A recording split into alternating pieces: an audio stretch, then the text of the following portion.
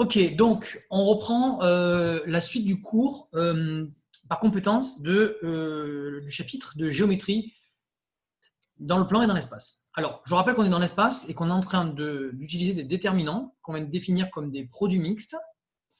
Et on se pose la question de savoir à quoi sert un déterminant. Alors, un déterminant a un nombre d'applications incroyables en géométrie et en algèbre linéaire. On va commencer en géométrie et après on parlera d'algèbre linéaire à la fin du cours. Donc, utiliser un déterminant dans l'espace, première compétence la plus géométrique qui soit, c'est de calculer un volume algébrique de parallélépipèdes, de prismes ou de tétraèdres. Donc, rappelons que le volume d'un parallélépipède se calcule normalement par la surface de la base multipliée par la hauteur, et que donc ça nécessiterait d'avoir la hauteur pour trouver le volume du parallélépipède. Donc, pour trouver une hauteur, il faudrait faire des projections orthogonales, ce que permet justement de faire et un déterminant et un produit scalaire. Donc, en fait, on pourrait s'en sortir très bien. Mais l'avantage, c'est que le déterminant étant déjà défini comme étant un objet qui calcule un volume de parallélépipède, eh bien, c'est terminé. Donc, on en est où? On en est que C1. Donc, je rappelle que, on fait un petit dessin, hein. Faites un dessin et représentez un parallélépipède qui est engendré par 3 vecteurs non coplanaires.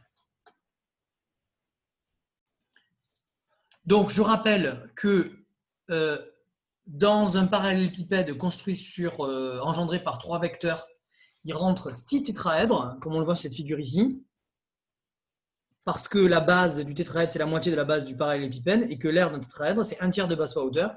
Et donc, vous vous retrouvez avec ici, donc, mettez sur pause si vous le souhaitez, le volume d'un parallélépipède et d'un tétraèdre. C2. Deuxième application, alors beaucoup plus algébrique pour le coup, trouver une condition de coplanarité ou de liaison entre 3 vecteurs de l'espace. Voilà, donc extrêmement classique, vous l'avez dans le cours synthétique, 3 vecteurs sont coplanaires si et seulement si leur déterminant est nul. Donc, ce qui permet aussi, on peut le mettre d'ailleurs en corollaire, de démontrer qu'une matrice est inversible. Donc, C2 UV et W sont coplanaires si et seulement si dette de UVW est égale à 0. Et vous pouvez rajouter aussi, corollaire, une matrice est inversible si et seulement si son déterminant est non nul. Voilà, on le note comme ça. Hein. Il n'y a pas des conditions sur la matrice? Ben, la seule condition, c'est qu'elle soit carrée. Quand vous écrivez GL3 de R, elle est carrée. Hein. D'accord, ok. Ok, Oui, d'accord. bien sûr. Matrice carrée, forcément. Donc, une matrice carrée est inversible si et seulement si son déterminant est non nul. Donc, ça marche pour l'ordre 3, ça marche aussi pour l'ordre 2. Hein. Mais bon, pour l'ordre 2, c'est assez facile de voir qu'elle est inversible très rapidement. Il suffit de regarder si ces colonnes sont proportionnelles. Par contre, pour l'ordre 3, ça ne se voit pas qu'une matrice est inversible. Parce qu'on ne voit pas forcément un lien entre ces vecteurs colonnes. Donc, je rappelle qu'une matrice est inversible si et seulement si le rang de cette matrice, c'est le nombre de ses colonnes. Matrice carrée. Hein. Donc, ça dit exactement que le déterminant est non nul. Ensuite, C3, alors là, pour le coup, beaucoup plus en rapport avec ce qu'on va faire aujourd'hui. Déterminer l'équation cartésienne d'un plan. Alors, on a vu tout à l'heure en exercice que si, grâce au produit vectoriel, vous avez été capable de trouver maintenant rapidement des vecteurs normaux. Donc, ça, on a gagné du temps par rapport à ce qu'on faisait en terminale, où je vous rappelle que pour trouver l'équation cartésienne d'un plan, déjà, on devait admettre sa forme, ax plus by plus cz plus d égale 0. Une fois qu'on avait écrit la forme, on injectait les coordonnées des 3 points donnés dans l'énoncé dans l'équation. On se retrouvait avec un système de 3 équations à 4 inconnus puisque A, B, C, D.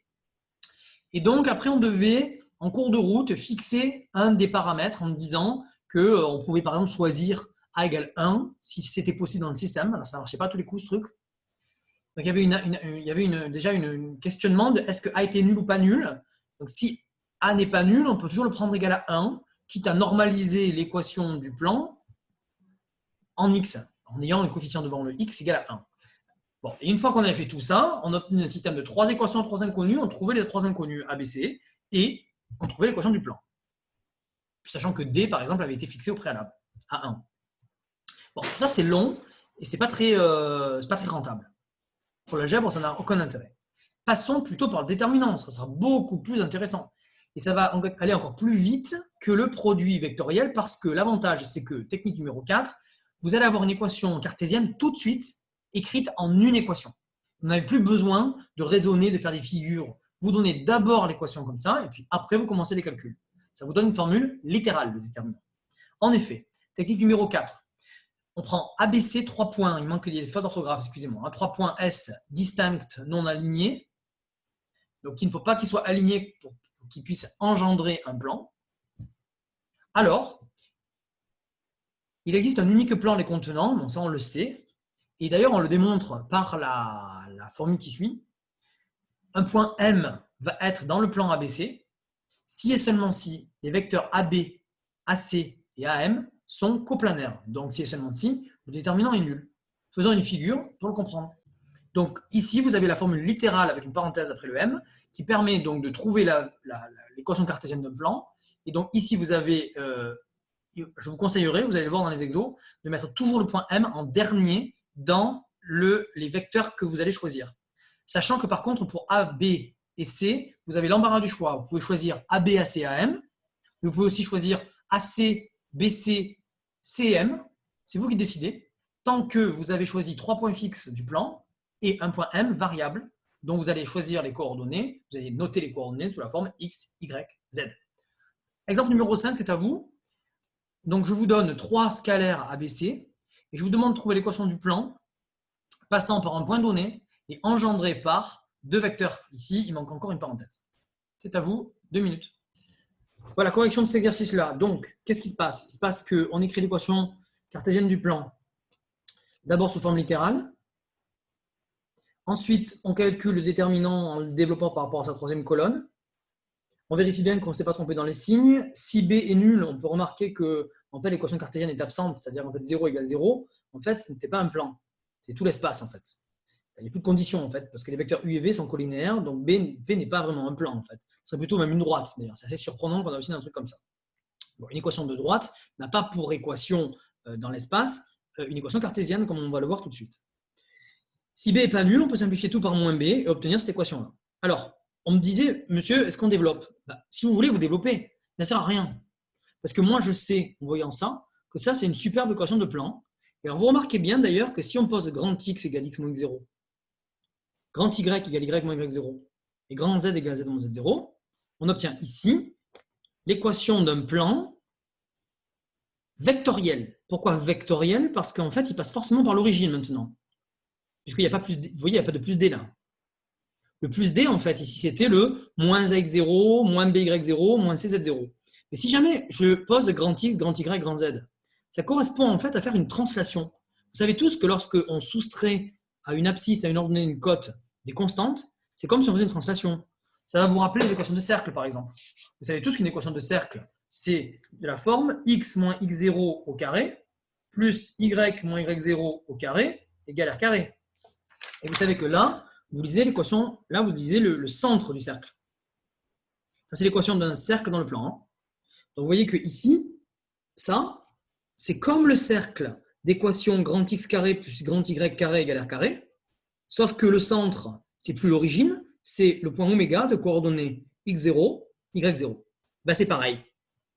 C'est exactement pareil. Ça, c'est un plan parallèle au plan d'équation AX plus BY plus CZ égale 0, mais par contre, il a été translaté du vecteur au M0. Donc, si je fais une figure un petit peu plus propre, bien expliquer ça, voilà ce qui se passe. Vous avez ici le plan P, ici vous avez le plan P0, ici vous avez l'origine, ici vous avez M0, et voilà ce qui s'est passé.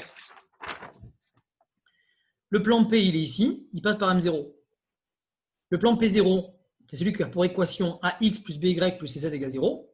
C'est le plan vectoriel parallèle au plan affine qui passe par l'origine. Ici, je suis dans le monde de l'algèbre linéaire. Ici, je suis dans le monde de la géométrie affine. Donc, là, on travaille avec des points obligatoirement. Et notre boulot, en fait, cette année, c'est d'essayer de travailler le plus possible là-dedans, de faire tout ce qu'on peut faire là-dedans pour vous donner des outils pour après, éventuellement, avoir fait une petite translation. Une translation, c'est facile à faire. Se ramener dans des espaces qui ne passent pas par zéro. On peut toujours se débrouiller pour ramener un point au centre, un point fixe. C'est Descartes qui disait ça. Donnez-moi un point fixe et je soulèverai le monde. À partir du moment où vous choisissez votre origine du repère à l'endroit où vous souhaitez, à l'endroit qui vous paraît le plus fixe possible, un point qui ne bouge pas, eh bien, les équations se simplifient. C'est pour ça qu'on s'est trompé quand on a travaillé dans le système géocentrique. Parce que le centre de la Terre, il bouge. Et même quand on travaille dans le système héliocentrique, on se trompe aussi. Parce que le Soleil, il bouge aussi. Mais comme il entraîne tout autour de lui, il peut être considéré d'un point de vue galiléen, enfin d'un point de vue local, il peut être considéré comme étant fixe. Mais dès que vous voulez travailler dans des géométries non conventionnelles, le système héliocentrique, il est pourri. OK? Donc, vous venez de trouver l'équation du plan. Alors, d'ailleurs, en vecteur normal, c'est assez rigolo, hein, vous le voyez? C'est ABC. Alors là, je vous montre comment j'ai fait pour construire l'exercice. Quand j'ai construit l'exercice, moi, je me suis dit, j'aimerais à la fin qu'ils aient une équation de plan sympathique. Donc, regardez ce que j'ai choisi comme vecteur directeur ici. J'ai pris deux vecteurs, ici, ici, ici. Et qu'est-ce que vous remarquez? Comment je les ai choisis à votre avis? Pour être sûr qu'à la fin, l'équation se simplifie. Donc, qu'est-ce qu'on vient de démontrer? On vient de démontrer que tout plan a une équation du type quoi? Deux colonnes de constantes ici, et ici une colonne avec x moins quelque chose, y moins quelque chose, z moins quelque chose. Quand vous allez développer ce déterminant, vous allez obtenir toujours une équation du type ax plus by plus cz plus d égale 0. Et bien, qu'est-ce qu'on vient de démontrer? On vient de démontrer le corollaire numéro 1, qui est un théorème que souvent on ne démontre pas en terminale, ou qu'on démontre uniquement quand on a une classe rapide. Tout plan P a une équation cartésienne du type ax plus by plus cz égale 0, avec n égale abc, vecteur non nul, qui va être un vecteur normal. Alors, C4, dernière application du déterminant très pratique, c'est de calculer des distances. Alors là, je vais mettre toutes les formules de distance d'un point à un plan. Elles ne sont pas du tout à connaître par cœur, du tout, du tout. Par contre, elles sont à savoir retrouver. Vous allez voir que ça va nous permettre d'utiliser les propriétés algébriques du déterminant et du produit scalaire. Donc, C4, pour calculer la distance d'un point à un plan sans exhiber le projeté orthogonal, on peut passer par le déterminant, parce que le déterminant, il permet de supprimer les composantes sur P. Effectivement, quand vous allez faire des déterminants avec des vecteurs de P, eh bien, vous allez supprimer les composantes sur P. Donc, il va vous rester les composantes normales. Et les composantes normales, elles vous donnent la distance. Donc, faisons une figure pour bien l'étayer. On se donne un vecteur P, un plan P, pardon, qui est engendré par deux vecteurs U et V, et qui passe par un point M0.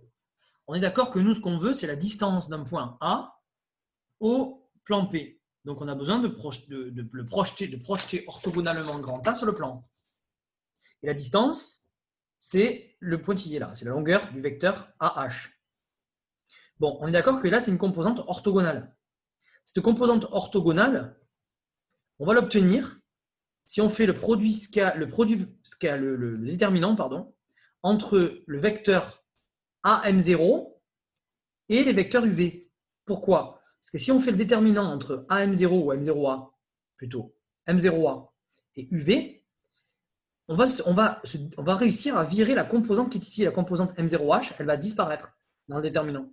Donc il va nous rester plus que la composante HA. Donc c'est pour ça que on a les formules suivantes. Donc on fixe un repère orthonormé, direct, OJ à l'espace, évidemment, comme depuis le début du chapitre.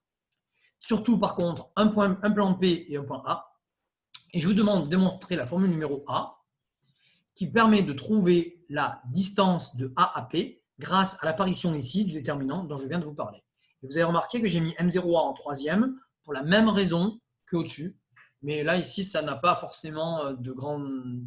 Enfin, c'est pas forcément nécessaire de le mettre en troisième, mais prenez ces habitudes-là en sup, ça vous permettra d'avoir des calculs moindres. Donc voilà la configuration. On a donc ici à calculer le déterminant de UV M0A. Technique classique, on va injecter par la relation de Schall le point H entre M0 et A. On applique la trilinéarité du déterminant. On remarque que le premier déterminant est nul parce que les vecteurs UV et M0H, regardez sur la figure, sont coplanaires. Donc il ne reste plus que le deuxième déterminant. On revient à la définition du produit mixte. Et on remarque que U vectoriel V est normal au plan, mais que HA aussi. Donc ces deux vecteurs étant collinéaires, leur produit scalaire, c'est le produit de leur norme fois plus ou moins 1, le cosinus de 0 modulo pi. En passant aux valeurs absolues, on obtient aisément que la distance de A à P, c'est HA, et c'est la formule donnée dans l'exercice. Voilà, donc c'est le déterminant qui permet de trouver la distance en fait. Mais, question numéro B, regardez, on peut se débrouiller pour faire apparaître des produits scalaires. Et ça va donner une formule un petit peu plus simple. Mais attention, un plan, il est soit défini dans un exercice par un point et deux vecteurs générateurs, soit par un point et un vecteur normal. Vous êtes d'accord que si je vous donne un vecteur normal, je vous donne une direction, et si je vous donne un point, je vous donne parmi tous les plans perpendiculaires à cette direction, le plan qui m'intéresse.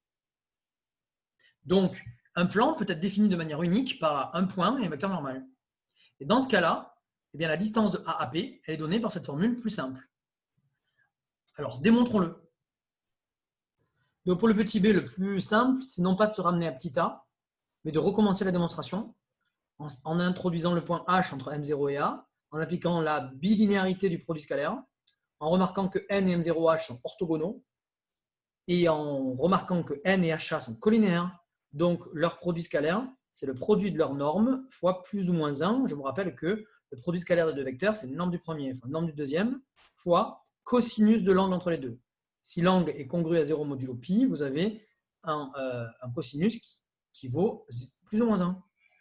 Et donc, de la même manière que tout à l'heure, HA vaut le résultat attendu. Petit c, dernière formule supra-classique, qu'on voit d'ailleurs parfois au lycée, peut-être que vous les avez vues ces formules d'ailleurs. Si maintenant P est donné par son équation cartésienne, par une de ses équations cartésiennes, et bien dans ce cas-là, la distance de A à P peut se calculer de manière analytique par cette formule-là. Alors là, effectivement, ça sort tout seul parce qu'on peut très bien appliquer la formule d'avant. Alors allons-y. Donc pour petit c, on va utiliser petit b de la sorte. On pose donc n, le vecteur de coordonnées ABC. On sait qu'il est normal à P d'après tout ce qu'on a fait avant. Et donc dans ce cas-là, la distance de A à P d'après petit b est donnée par cette formule-là. Et donc il n'y a plus qu'à calculer au numérateur la valeur absolue d'un produit scalaire. Au dénominateur, évidemment, c'est la norme euclidienne que vous connaissez tous. Donc quand on va développer ce produit scalaire, allez-y, eh bien, on va pratiquement obtenir ce qu'on souhaite. Et donc, quand on développe le produit scalaire, on obtient exactement ce qu'on veut, mais, regardez, normalement, on a un plus d ici. Et là, on obtient plus ce coefficient-là. Eh bien, le dernier argument à donner, c'est que je rappelle que dans petit b, le point M0, il appartenait au plan. Donc, les coordonnées de M0 vérifient l'équation cartésienne du plan. Moralité, AX0 plus BY0 plus CZ0 plus D est égal à 0. Ce qui donne exactement que moins tout ça, ça donne D. Et on obtient le résultat attendu.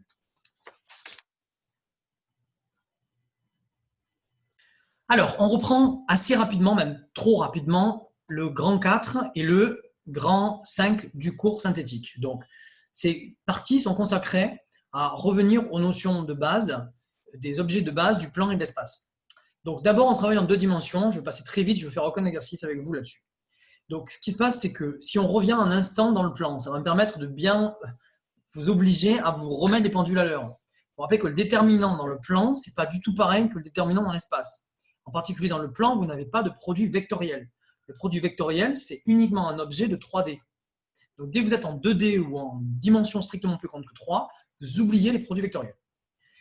Alors, on n'a pas besoin de tout ça, c'est beaucoup plus simple le plan. Alors, le plan, quand on travaille dans le plan, on peut toujours avoir l'idée de passer en complexe. C'est parfois très pratique, en particulier pour calculer des angles en passant par les arguments. Bon, ce n'est pas du tout mon propos ici. Ici, on va rester dans R. Donc, on va rappeler qu'une équation de droite, donc déjà, il y a plusieurs équations de droite, il y a plusieurs formes d'équations de droite. Une droite D passant par un point M0 et dirigée par un vecteur U de coordonnées alpha bêta, eh bien, elle peut se noter en algèbre linéaire alors, de deux manières différentes. Ou comme ça, D parenthèse M0 virgule U, ça veut dire une droite passant par M0 et dirigée par U. Et en algèbre affine, ça s'écrit comme ça, en géométrie affine. Alors faites attention, j'utiliserai très peu ces notations, je vous les ai données, mais ce n'est pas du tout homogène en soi, donc c'est un abus de notation. Un point plus une droite vectorielle. Pourquoi on fait ça? Parce que le M0+, il traduit une translation. Je vous rappelle que vect de U, c'est une droite dirigée par U, mais qui passe par 0. Si vous translatez, c'est ce que je vous ai montré tout à l'heure, si vous translatez la droite vectorielle vect de U du vecteur OM0, vous obtenez la droite D. Bon, pour dire qu'on fait une translation, parfois, vous verrez écrit M0 plus. Bon, n'utilisez pas ces notations-là parce que c'est hors programme. Et puis en plus, ça pourrait paraître non homogène. Par contre, ça, c'est une notation que vous devez connaître. Si D passe par l'origine, alors on appelle ça une droite vectorielle. Et dans ce cas-là, c'est un espace de vecteurs qui identifie un espace de points. Et on appelle ça vec de U. Alors, révision du lycée. Première manière de représenter les droites, avec une représentation paramétrique. Je vous rappelle que donc D, ça peut être vu comme l'ensemble des points de coordonnées x, y, tels que x, y, donc le vecteur x, y, le vecteur x, y, on peut le voir comme ça. Plutôt le vecteur M0M, regardez. Ici, j'ai mis un point fixe. Ce point fixe, on peut le faire passer de l'autre côté de l'équation. Ça donne x moins x0 égale alpha t. Y moins y0 égale bêta t. Ça veut dire que le vecteur M0M, il est collinéaire à alpha bêta. Être sur une droite, c'est exactement ça. C'est de dire que le vecteur M0M, ici, il est collinéaire à U. Donc une représentation paramétrique, c'est juste dire que M0M égale T fois U pour un T réel. Et quand T bouge, le point M, il se balade. Donc pour les temps négatifs, il est là. Pour les temps nuls, il est en M0. Et pour les temps qui tendent vers plus infini, il se déplace par là. On appelle une représentation paramétrique. Donc c'est une représentation dynamique d'un point sur une droite. Ça, ce qu'on appelle donc la représentation paramétrique d'une droite. Souvent, on n'aime pas trop les représentations paramétriques en géométrie, on préfère les équations cartésiennes. Donc c'est très facile de démontrer qu'une droite a une équation cartésienne de cette forme-là. Alors évidemment, là, comme on arrive de la 3D, vous voyez voir apparaître une équation qui fait penser aux équations de plan. Mais attention, on est dans le plan, on travaille dans 2 dimensions ici. Donc les équations de droite n'ont pas de z. Et une équation cartésienne de droite s'écrit ax plus by plus c égale 0. Et cette fois, le vecteur normal, c'est le vecteur de coordonnées AB. Tout est parfaitement logique puisqu'on est en 2 dimensions. D'ailleurs, voilà. Et C, ça vous donne, ça permet de translater votre droite de manière normale au vecteur AB. Vecteur normal AB, vecteur directeur, facile à trouver. Il suffit de trouver un vecteur qui est normal à AB. Regardez, moins BA par exemple. Le produit scalaire de U et de N est évidemment nul. Alors, au collège, on commence les droites non pas par les représentations paramétriques, non pas par les équations cartésiennes, mais par les équations réduites. Mais en fait, les équations réduites, ce n'est pas les équations les plus naturelles. Elles sont bien pratiques, mais ce n'est pas les plus naturelles. Ce n'est pas les plus naturelles parce qu'il y a une disjonction de cas qui est assez désagréable. Si la droite est verticale ou non verticale, vous avez 2 équations différentes. Nous, en maths, on n'aime pas trop. On préfère avoir une équation dans tous les cas. Et vous remarquez que pour le paramétrique et pour le cartésien, ça marche. Alors que là, il y a 2 manières d'écrire l'équation. Donc, je vous rappelle que moi, je ne sais pas si vous la connaissez, cette équation de droite, j'utilise tout le temps cette formule-là, tout le temps, qui fait penser d'ailleurs aux formules de Taylor, si vous regardez bien. Parce que bêta sur alpha, c'est un taux d'accroissement, donc c'est une dérivée. Ça peut être vu comme une dérivée. Voilà. Le coefficient directeur de la droite, c'est la dérivée en tout point. Donc, qu'est-ce qu'on voit écrit? On voit écrit que ici, la droite passe forcément par le point de coordonnées x0, y0. Pourquoi? Parce que quand tu remplaces x par x0, le résultat du membre de droite, c'est y0. Donc, tu as une droite dirigée suivant le vecteur de coordonnées alpha, bêta, et qui passe par le point de coordonnées x0, y0. Donc, pour trouver une équation de droite à partir de maintenant, il faut aller vite.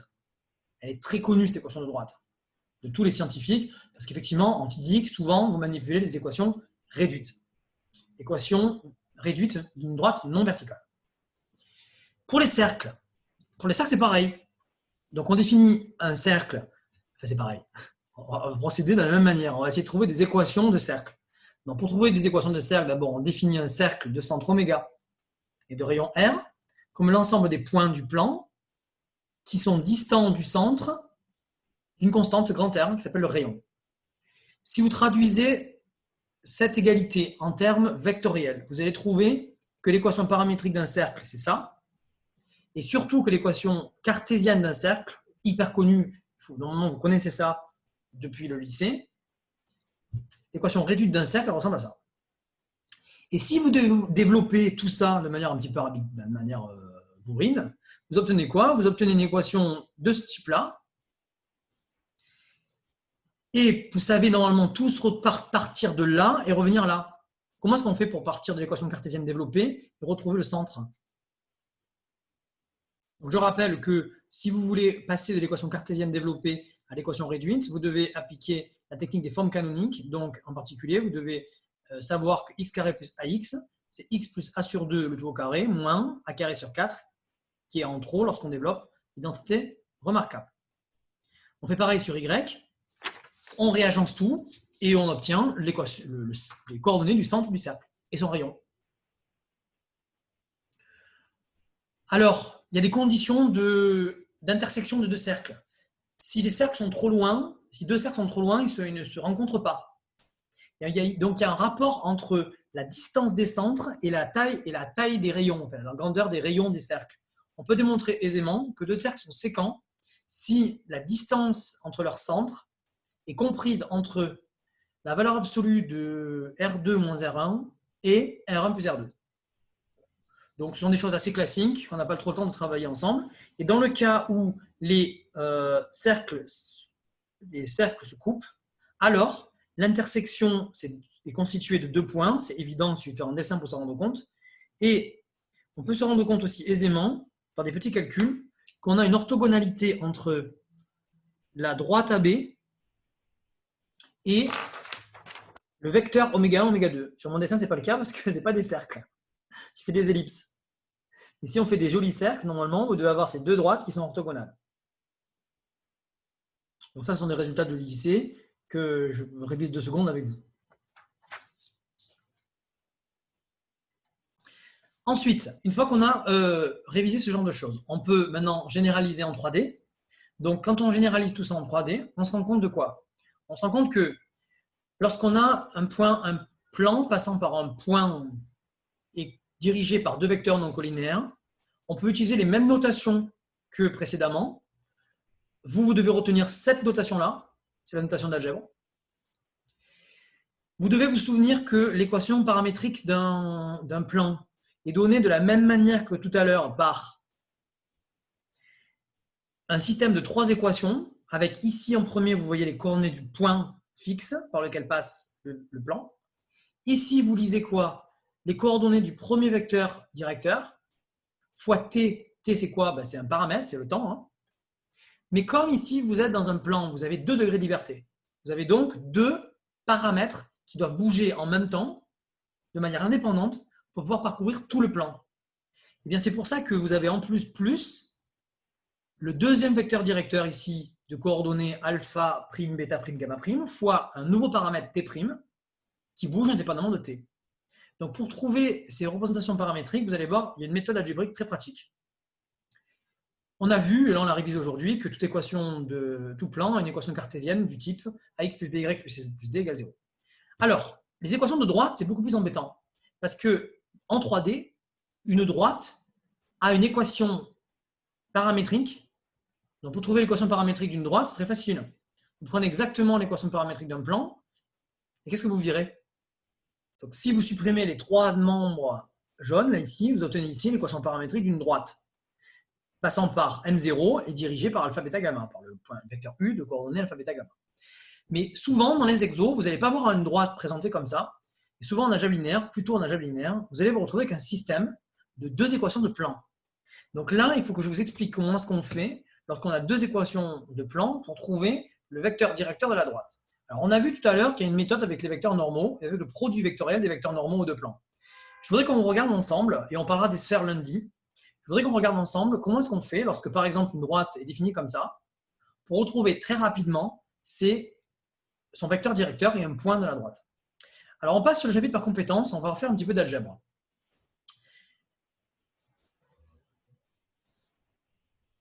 Alors, je saute pour l'instant l'application, on la fera sauter 5-6 lignes si vous souhaitez. On discutera lundi un petit peu des sphères, mais très rapidement. Je voudrais qu'on fasse de l'algèbre linéaire aujourd'hui, un petit peu, il nous reste 10 minutes, un quart d'heure, mais il est important qu'on discute de ça, parce que lundi, je reprends l'algèbre linéaire. Alors, voilà un petit addendum hyper important qu'on fait normalement dans le chapitre de dimension finie. et je vais le mettre en parallèle avec la géométrie. Donc, hyper important, nous on est capable maintenant de trouver très facilement l'équation cartésienne d'un plan.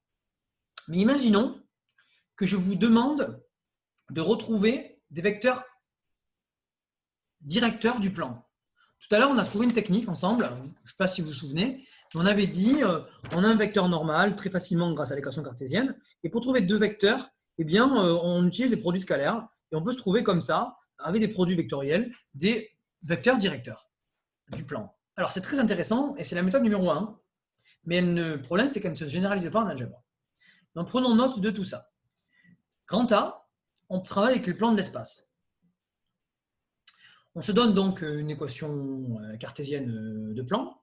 Je travaille directement en 3 dimensions, parce que vous allez voir qu'en algèbre linéaire, très souvent, on travaille en 3D. Parce que 2D, c'est quand même trop simple. On fait vite le tour de la dimension 2. À partir de la dimension 3, il se passe des choses.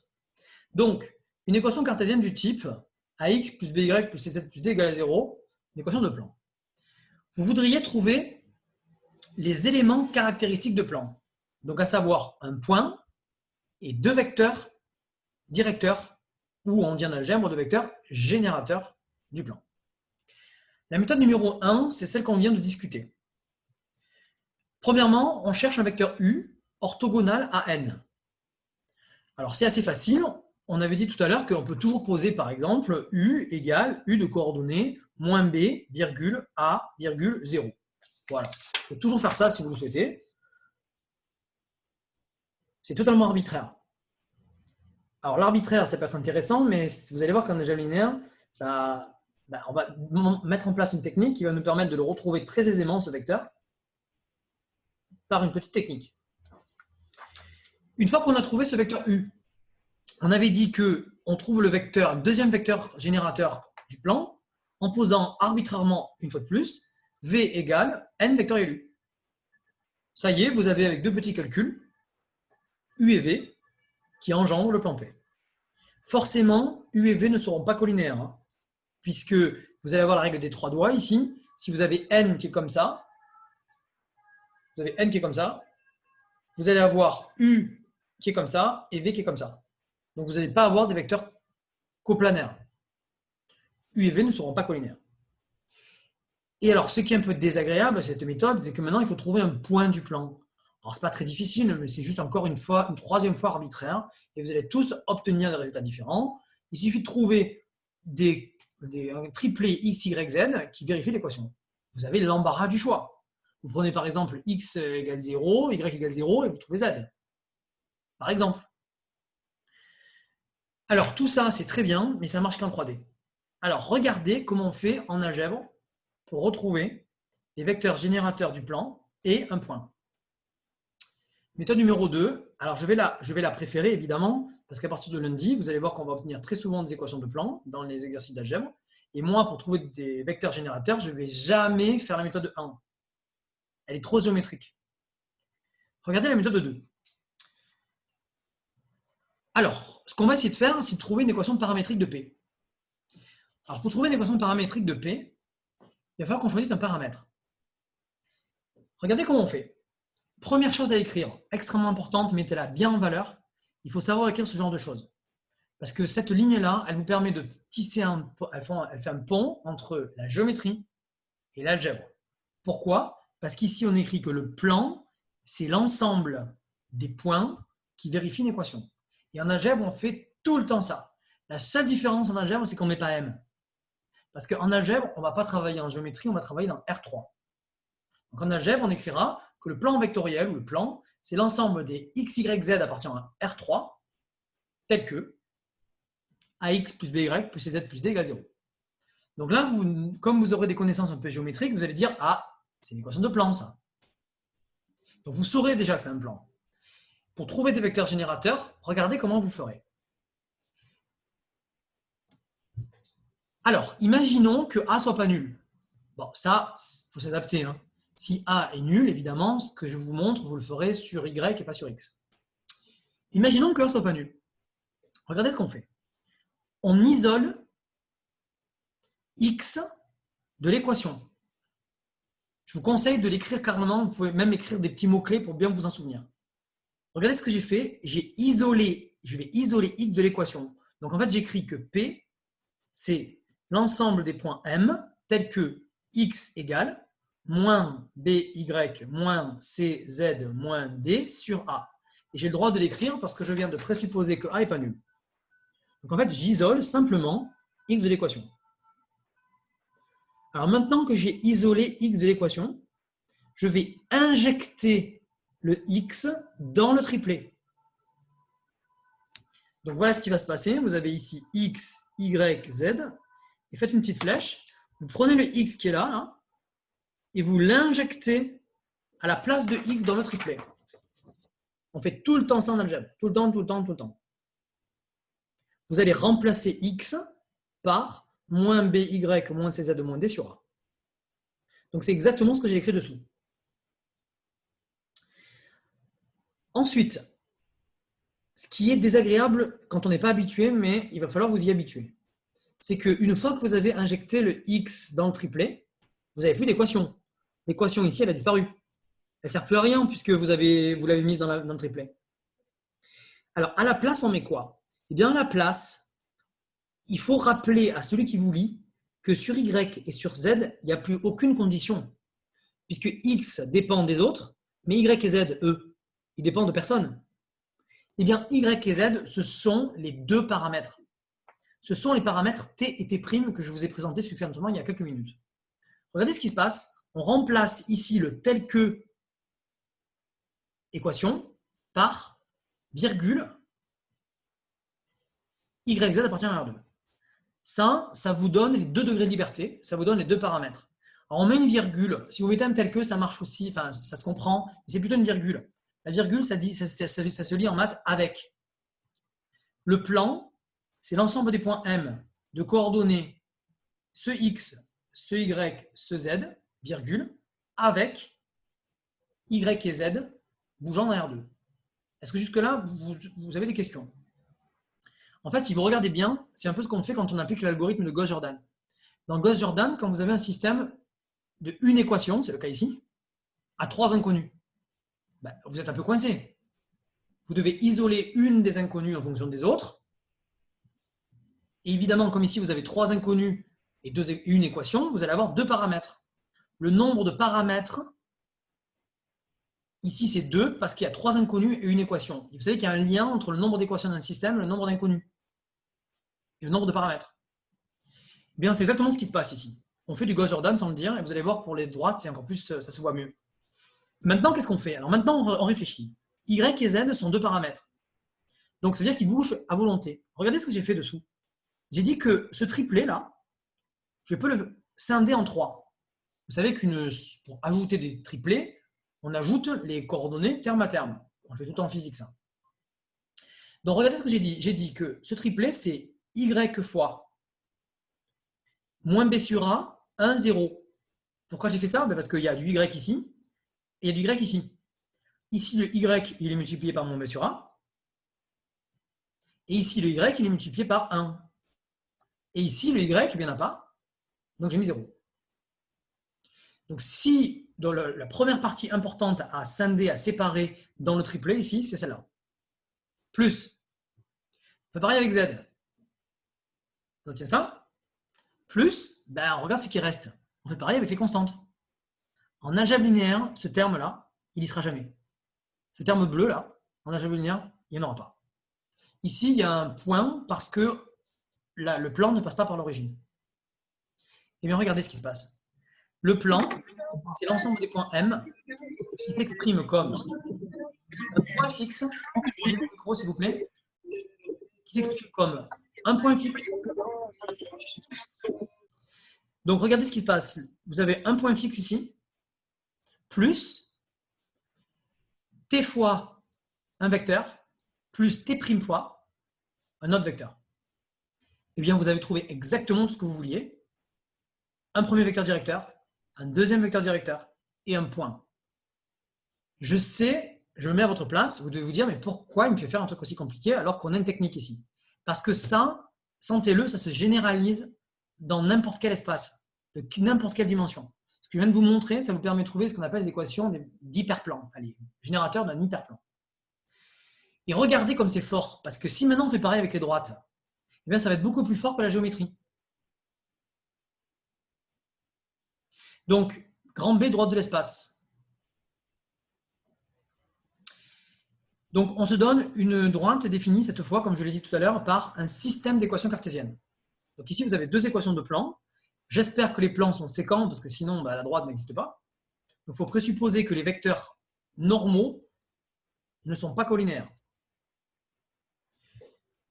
On vous demande de trouver un vecteur directeur de cette droite et un point de passage.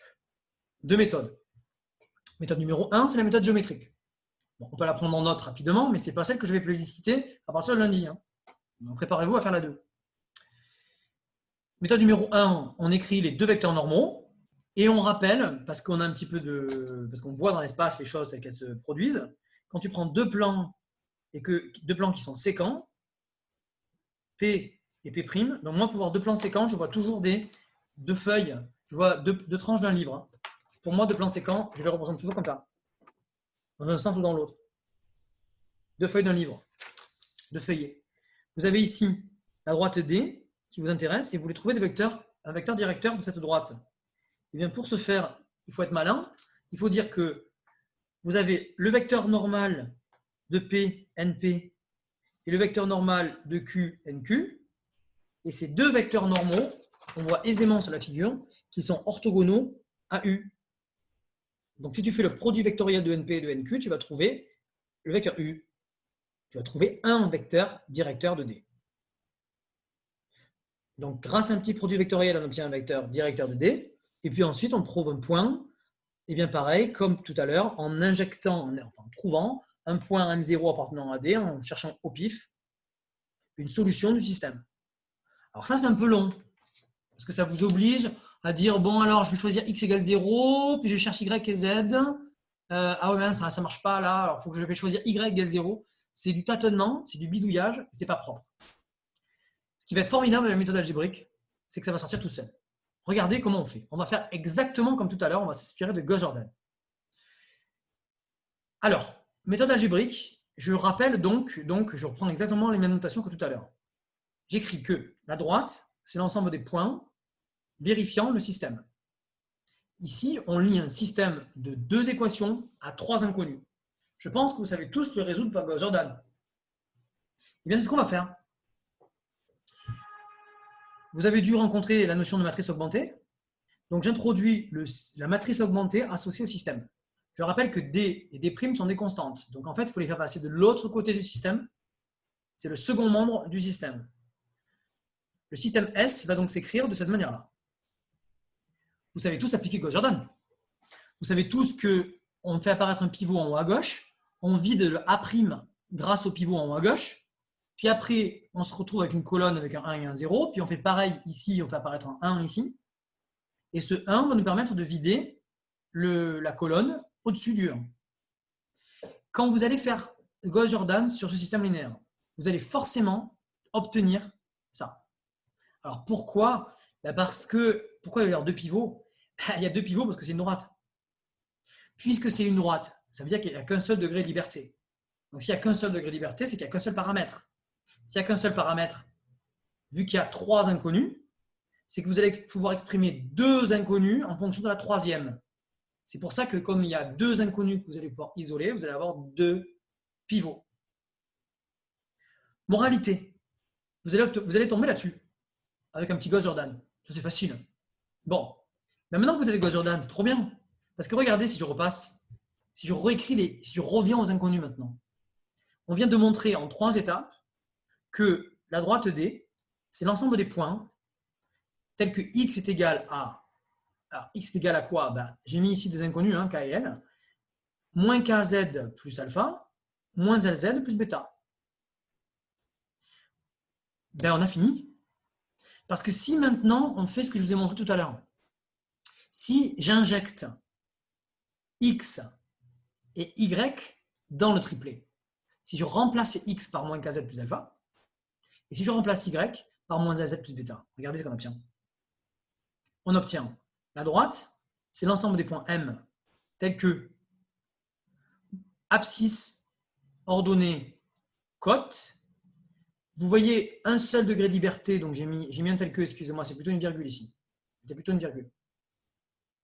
Virgule, z appartient à rien. On factorise par z ici, ici et ici. On obtient z facteur d'un vecteur fixe plus un point. Et bien voilà, on a fini. On vient de trouver que la droite D, elle est engendrée par U et elle passe par M0. C'est très joli, hein? Vous seriez en droit de me dire, monsieur, 3 lignes avant, on le savait. Je suis d'accord avec vous. Ici, là, on avait directement l'équation paramétrique. Donc, ceux qui connaissent bien leur cours de lycée, vous voyez ici que, alors, il faut poser, il faut rajouter une ligne, il faut écrire Z égale Z. Si vous écrivez Z égale Z, vous voyez apparaître ici un point alpha, bêta, 0, et un vecteur directeur, moins K, moins L, 1. C'est exactement ce qu'on obtient ici. Mais, si vous pensez équation paramétrique, vous pensez géométrie. Si vous faites ce que je vous montre, vous pensez algèbre. Et donc, vous allez voir que cette technique-là, elle est hyper classique et on utilisera lundi cette chose-là, lundi matin, on utilisera cette chose-là pour trouver l'image et le noyau d'un endomorphisme.